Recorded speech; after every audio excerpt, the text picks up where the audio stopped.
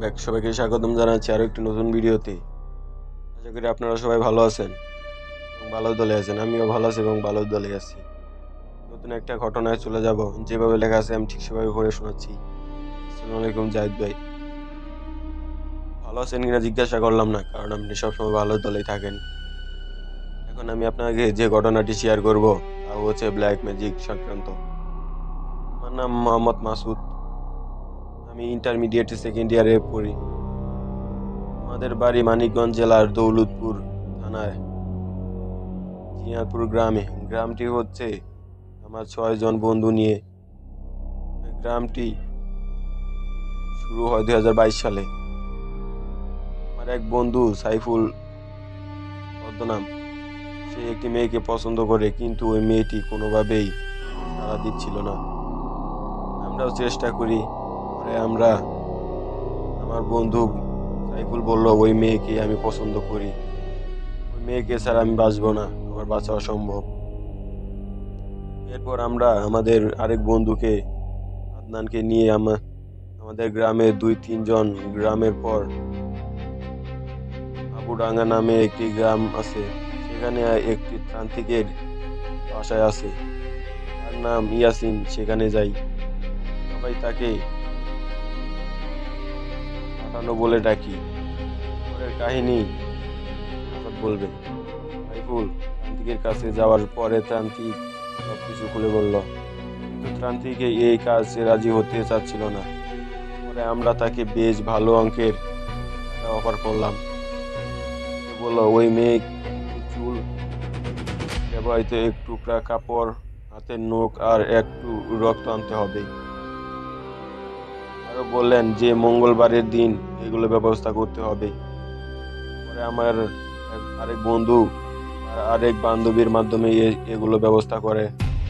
মঙ্গলবার বিকালে কোচিং শেষে এগুলো নিয়ে আমরা তান্ত্রিকের কাছে গেলাম। তান্ত্রিক আমাদেরকে বলল যে তোমাদের কাজ হয়ে যাবে। এই কথাটা বলে সে তার ঘরে ঢুকে দরজা লাগিয়ে দিল। তারপরের দিন আমার বন্ধু সাইফুল অনেক তাকে নিয়ে তান্ত্রিকের বাড়ি গেলাম কাজ হয়েছে কিনা তা জানার জন্য, কারণ ওই দিন হাত বাড়িতে ছিল না। পরে তান্ত্রিক তাকে তাবিজ দিয়ে বললেন, এই মেয়ের বাড়ির আশেপাশে মাটিতে পুঁতে দিতে হবে। এটা ঠিক। তারপর শনিবার মধ্যরাতে পুঁতে দিতে বলল এবং বলল যে তাবিজ পোতার সময় অনেক কিছু হতে পারে, পেছনে তাকানো যাবে না। তাবিজ মাটির নিচে পোতার জন্য আমরা একসাথে গিয়েছিলাম। 3 দিন পরে আমরা দেখলাম ওই মেয়ে ওকে পাত্তা দিত না। ওই মেয়ের সাথে এখন তার খুব ভালো সম্পর্ক। এভাবেই চলছিল মাস খানেক।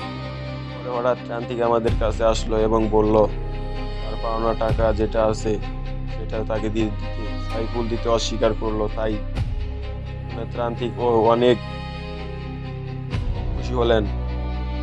ওই ভাষায় গালিগালাজ করতে লাগলেন। অনেক রেগে গিয়ে তান্ত্রিক আসতে চাইলেন এবং বলল যে গণধোলাই খাওয়াবো। এরপরে তান্ত্রিক বলল, তোদেরকে আমি দেখে নেব। আমরা কিছুই বলে নিলাম না, ভাবলাম কি করবে, কিন্তু এটাই আমাদের সবচেয়ে বড় ভুল। আর ঠিক 7 দিন পরে যে মেয়ে আমরা কালো জাদু করেছিলাম, ওই মেয়ে প্রচন্ড জ্বরে পড়ে। সে বিছানা থেকে উঠতে পারতো না, খাওয়া দাওয়া বন্ধ করে দেয়। এটা দেখে তার পরিবার তাকে হসপিটালে নিয়ে যায়, কিন্তু কোনোভাবে ডাক্তার দেখে কাজ হচ্ছিল না। আর কিছুদিন পর মেয়েটি মারা যায়। কি ভাবছেন ঘটনা শেষ? না, এখানে ঘটনা শুরু। তান্ত্রিক বলেছিলেন আমাদের দেখে নেবে। সে তার কাজ শুরু করলো। মেয়েটা মারা যাওয়ার 3 দিনের পরেই আমার বন্ধু সাইফুলের সাথে প্যারানর্মাল ঘটনা ঘটতে থাকে। যেমন স্বপ্নের ভেতরে এসব কেউ তাকে ভয় দেখাচ্ছে। মৃত মেয়েটি এসে বললে সে কাজটি ঠিক করেনি। তারপর দিন সাইফুল এসে বলল যে আমাদের সাথে এরকম ঘটনা ঘটছে। পরে আমরা বললাম, তুই এত চিন্তা করিস না, টেনশন করিস না। কিন্তু আমরা ছিলাম ভুল। ঠিক কয়েকদিন চলার পরে ওর কোনো খোঁজ খবর পাচ্ছিলাম না। ও ওর বাড়ি গিয়ে দেখলাম ওর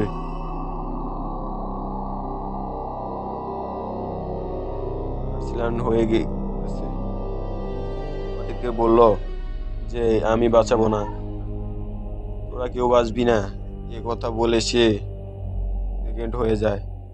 পরে আমরা অনেক কিছুক্ষণ দেখে তার মতো চলে গেলাম।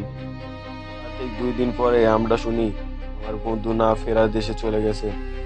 এখানে শেষ হলে বাঁচতাম, ওটা ভয় পেতে থাকলাম। তার কিছুদিন পরে আমার বন্ধু অনেক জ্বর আসলো এবং সে আমাদের সাথে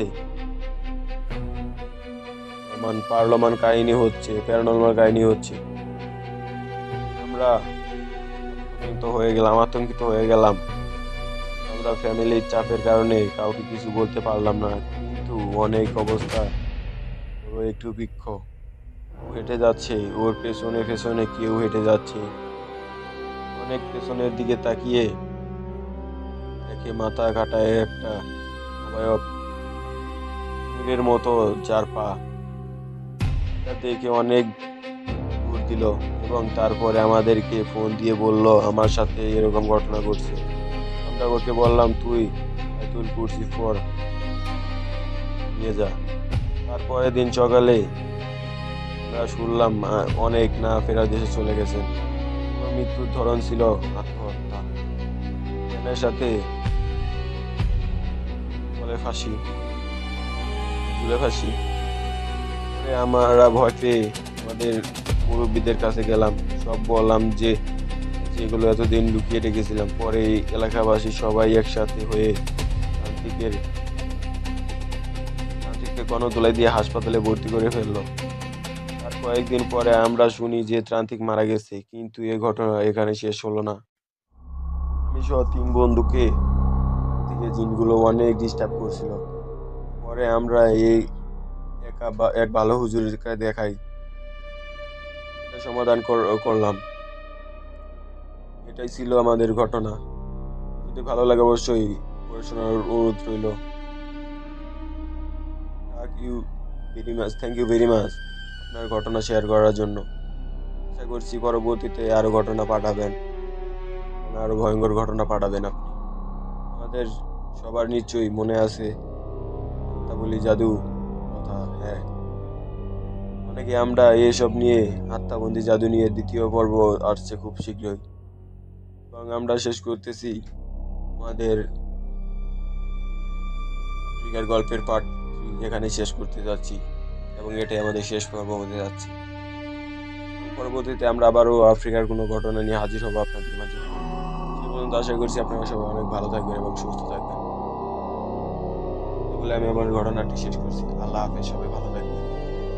খুব তাড়াতাড়ি আপনাদের মাঝে পরবর্তীতে আরো কোনো ঘটনা নিয়ে হাজির হতে হবে। আর একটা কথা না বললেই নয়, এখনো যারা আমাদের চ্যানেলটাকে সাবস্ক্রাইব করে নাই অবশ্যই একটা চ্যানেলটাকে সাবস্ক্রাইব করে দেবেন। পাশে থাকা ভিডিওর পাশে থাকা বেল আইকনটি বাজিয়ে দিবেন। সাবস্ক্রাইব করার পর বেল আইকনে বাজিয়ে দিবেন পরবর্তী ভিডিও পাওয়ার জন্য। আর আমাদের ভিডিওগুলো অবশ্যই লাইক করবেন, আমাদেরকে একটু উৎসাহ করে কমেন্ট করবেন। আপনাদের একটা কমেন্ট আমাদের অনেক উৎসাহিত করে। সবাই একটা করে কমেন্ট করে যাবেন।